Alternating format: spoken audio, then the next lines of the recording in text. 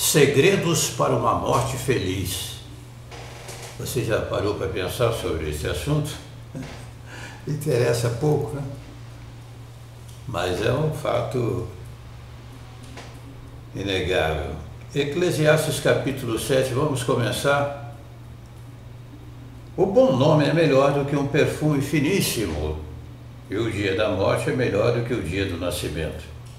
É melhor ir a uma casa onde há luto do que a uma casa em festa, pois a morte é o destino de todos. Os vivos devem levar isso a sério. Os vivos devem levar isso a sério. O versículo 4 diz: o coração do sábio está na casa onde há luto, mas o do tolo na casa da alegria. Merece aqui, sem dúvida alguma, Eclesiastes algumas considerações, porque é um livro para ser interpretado sob a égide maior do Espírito da Verdade. Porque nós encontramos, inclusive, em Eclesiastes, vaidade de vaidade, diz o pregador, tudo é vaidade? Não. Está se referindo à vaidade humana. Aqui está tratando de uma relação verdadeira que nós devemos manter com nós mesmos e com o nosso destino eterno, sem tentar fugir à realidade. Tanto é que as Escrituras afirmam que devemos levar isso a sério. Os vivos devem levar isso a sério, do versículo 2 do capítulo 7 de Eclesiastes, da parte B. Deve levar isso a sério.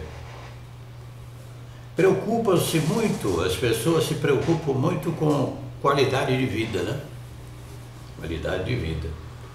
Muito importante, sem dúvida alguma. Eu lembro de uma frase do Dr. Kenneth Cooper, idealizador do teste de Cooper, quando ele disse: é importante cuidar do corpo, mas muito mais importante é cuidar da alma. Isso é do Kenneth Cooper, idealizador do teste de Cooper. Bom, as pessoas se preocupam muito em viver a qualidade de vida o melhor possível, mas se esquecem de qualidade de morte. Ainda que nós vivamos 120 anos, Bereshit 6,3 é promessa escritural, essa é a promessa oficial. Bereshit 6,3 que podemos viver até 120 anos, sermos transladados, a exemplo de Enoque, sétimo depois de Adão, está lá no livro de Judas, que profetizou inclusive a segunda vinda do Messias, do nosso Salvador amado Yahushua, né? Você pode depois meditar, anotando essas passagens, é muito importante para depois você conferir. Lá fala no versículo 14, ele profetizou, você não vai encontrar Enoque profetizando o sétimo depois de Adão lá em Bereshit, mas vai encontrar essa afirmação aqui em Judas, no versículo 14. Versículo 14. Vamos conferir? Enoque, o sétimo, a partir de Adão, profetizou acerca deles. Vejam, e ao Hurrim vem com milhares de seus santos, Karosh, para julgar a todos e convencer todos os ímpios a respeito de todos os atos de impiedade que eles cometeram impiamente, e acerca de todas as palavras insolentes que os pecadores ímpios falaram contra ele. Essas pessoas vivem se queixando, descontentes com a sua sorte. Descontentes com a sua sorte, que pertence a todos, né, conforme Eclesiastes 9:11. Descontentes por faltar-lhes o quê? Conhecimento.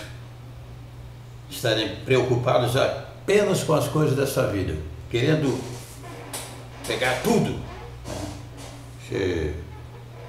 São insaciáveis nos seus desejos. Essas pessoas vivem se queixando, descontentes com sua sorte e seguem os seus próprios desejos impuros. São cheias de si e adulam os outros por interesse. Documento escritural.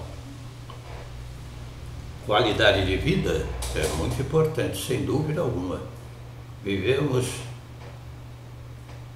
o máximo que pudermos, uma melhor qualidade de vida. Lembrando que essa qualidade de vida só é possível quando nós colocamos dentro da nossa alma o Salvador, o restaurador da nossa vida, o restaurador do nosso caráter. Eu vou falar uma coisa aqui agora que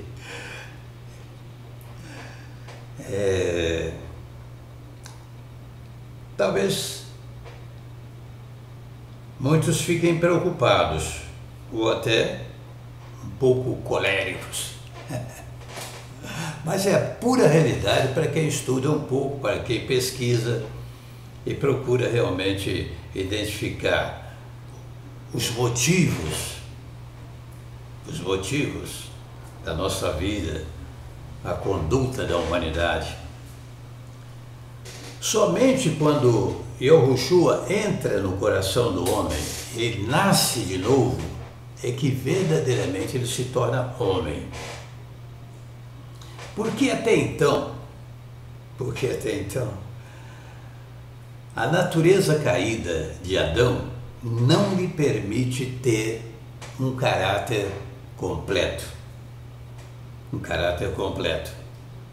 Você vê, por exemplo, no período carnavalesco, a quantidade de homens que se vestem de mulheres.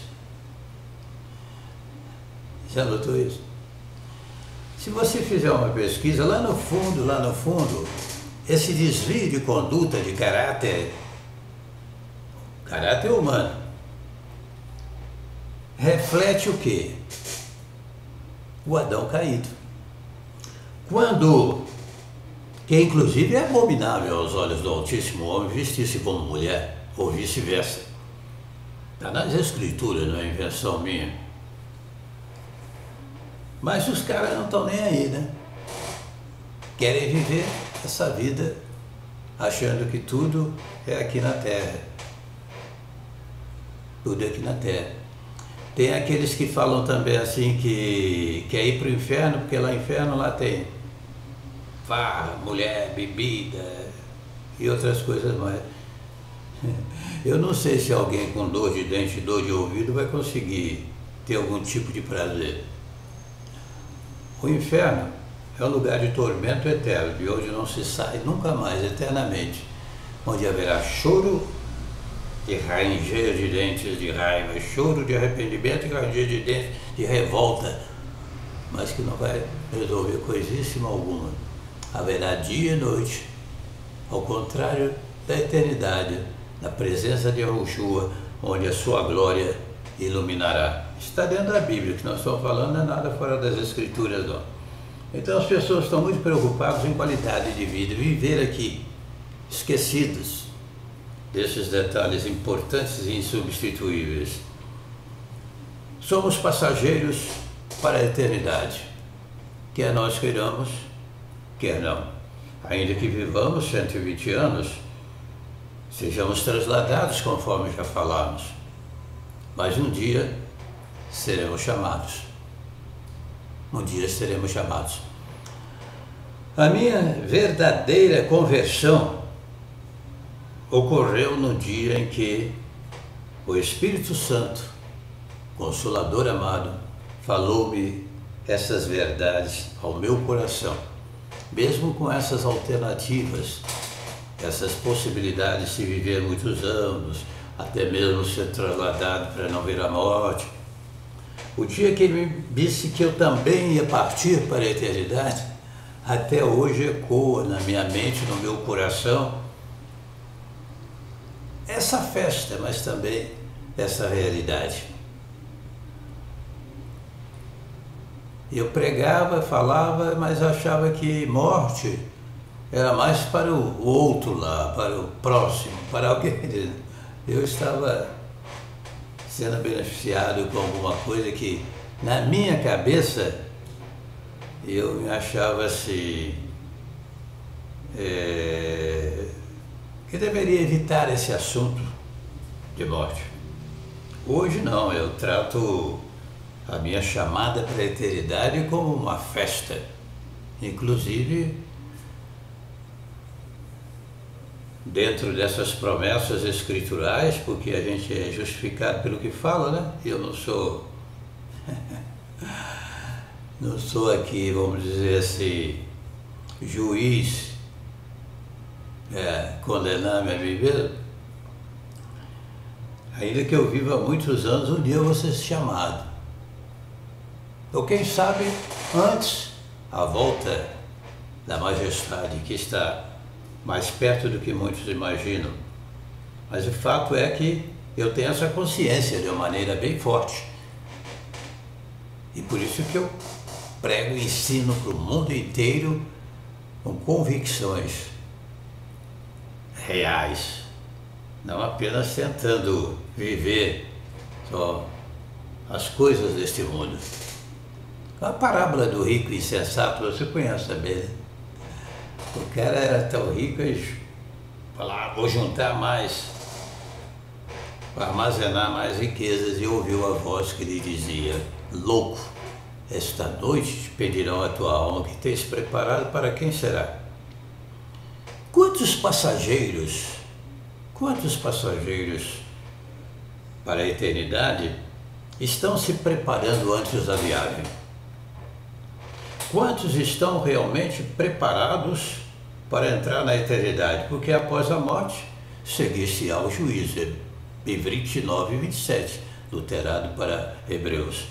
Imediatamente à morte, seguir-se-á o juízo, a definição eterna para a sua alma, lugar de tormento eterno, que futuramente culminará com o inferno, propriamente dito, ou gozo, o paraíso, na presença de Yahushua, até que ele traga consigo os seus, estabeleça ainda na terra, período de 1000 anos, e com ele, com a majestade, vivamos eternamente.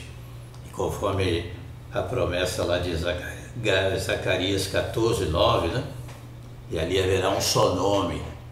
Aproveito a oportunidade para falar também um pouquinho sobre esse assunto. Haverá um só nome, confusão de transliterações ali no milênio não vai existir, não. Bom, as pessoas estão assim tão preocupadas com as coisas desta vida. Se você entrasse, por exemplo, numa caverna, num lugar deserto, eu estive lá em Amã, estive na Jordânia, e fui, eu e a minha esposa, nós fomos até Petras. É Petras ou Petra? Estou na dúvida. Bom, ali existem várias cavernas aí daqui, tipo como se fosse a moradia da época. Suponhamos que você entrasse numa dessas cavernas e descobrisse lá, como já foi descoberto, pergaminhos antigos, e que ao lado desses pergaminhos você encontrasse um baú com joias de riqueza quase incalculável. O que você faria? Você pegaria os pergaminhos ou encheria os bolsos das riquezas que ali estavam? Qual seria a sua atitude? Sabe o que eu faria? Eu pegaria primeiro os pergaminhos, depois encheria os bolsos com as riquezas. É possível que nós vivamos bem esta vida e ainda tenhamos a eternidade. As Escrituras afirmam, se as vossas riquezas prosperam, não ponhais nelas o coração. O cidadão começa a ganhar dinheiro e fica bobo. Você já notou? Esquece das Escrituras, para de ler a Bíblia. É metida besta. esquecido que um dia será chamado. Louco, esta noite pedirão tua alma, que tens preparado. Para quem será? Para quem que você está preparando? Tem consciência do tempo? Ensina-nos a contar os nossos dias de tal maneira que alcancemos corações sábios. Eu não vou aqui citar o nome por uma questão ética e até certo respeito, mas com profundo pesar.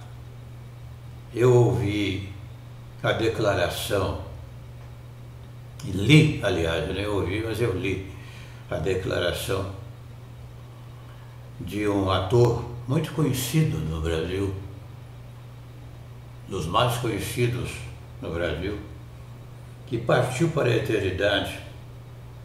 E antes da sua morte, ele chamou a sua esposa e disse para ela, sabe o quê?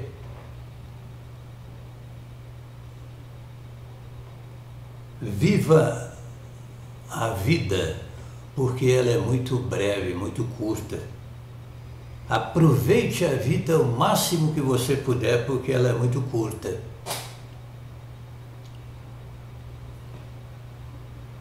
Com todo respeito, volto a dizer, e até com certo pesar, eu faço a você a seguinte pergunta. Isso é uma atitude séria? Isso é uma atitude sensata de quem realmente tem um compromisso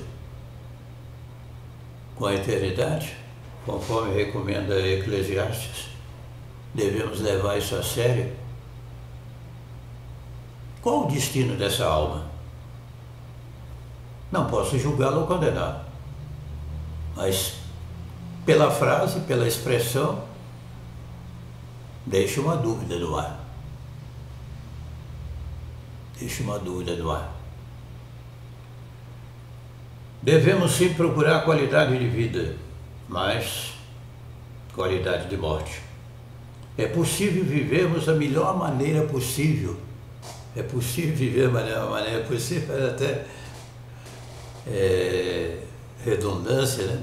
É possível vivermos da melhor maneira aqui na Terra e ainda usufruirmos da vida eterna. Ultrapassamos até mesmo os limites tradicionais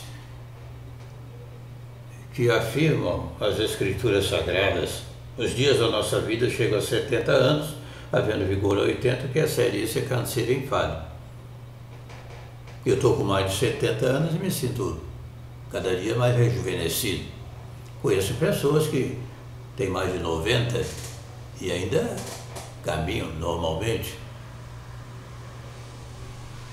Nos Estados Unidos, eu estava observando lá no estado de Massachusetts quantas pessoas dirigem normalmente com idade bem avançada, né? Trabalham, têm vida ativa lá. Isso é uma dádiva do Criador, viver muitos anos. Dar-lhe-ei abundância de dias e mostrarei a minha salvação. Também está escrito.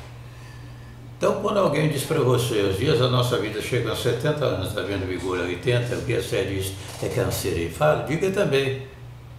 Também está escrito. Dar-lhe-ei abundância de dias, lhe mostrarei a minha salvação. Também está escrito, na velhice lhe darão frutos, serão viçosos e florescentes. E a promessa oficial de Bereshit 6,3, 120 anos. Se você fizer uma pesquisa, você vai encontrar pessoas ainda com essa idade, em várias partes do mundo. Mas o fato é que somos passageiros para a eternidade. Uns viajam de primeira classe, confortavelmente. Outros, o porão dos navios. Na realidade, nós temos que ser sábios, aproveitarmos o tempo, ouvirmos o conselho das Escrituras Sagradas, não irmos na conversa de alguns malucos por aí que dizem que a Bíblia está toda adulterada, entendeu?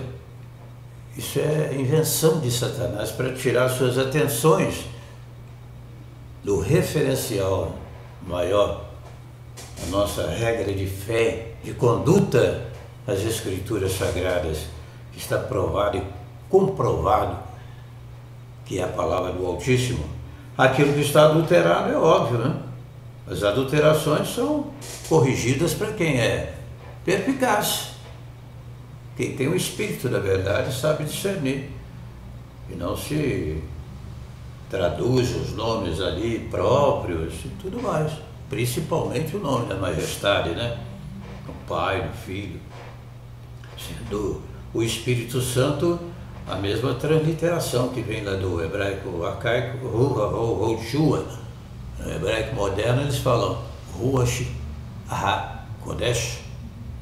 E quando se referem ao Consolador amado, tem outros nomes também que nós podemos dar a ele. Espírito da verdade, Consolador amado, o Espírito de Yahushua, não é mesmo? E por aí nós aprendemos que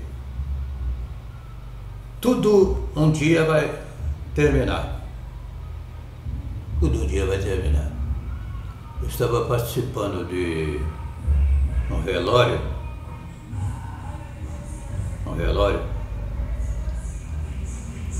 e fiquei esperando ali a oportunidade de falar para as pessoas presentes, porque estava envolvendo gente, familiares bem distantes, mas de pessoas ali, mas por questão de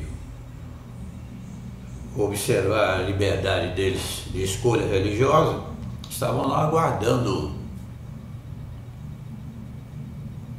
o celebrante, que seria um padre lá da Igreja Católica. Padre entre aspas, porque ninguém devemos chamar de padre ou de papa. Mateus Meneu 23, está escrito versículo 9. E ele não compareceu. Então abriu uma oportunidade para que eu falasse aquelas pessoas. Por mais que eu procure entender o significado da morte, eu chego à conclusão seguinte: é um fato inevitável. É um fato inevitável. Quer nós queiramos, quer não, a menos que sejamos trasladados para não vermos a morte, um dia seremos chamados. E o sábio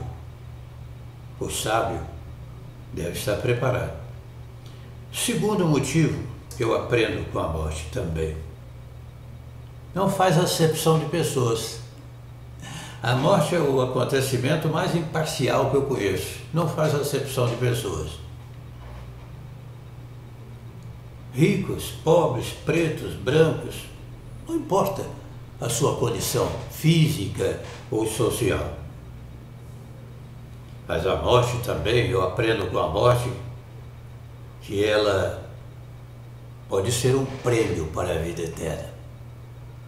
Um abraço, até a próxima.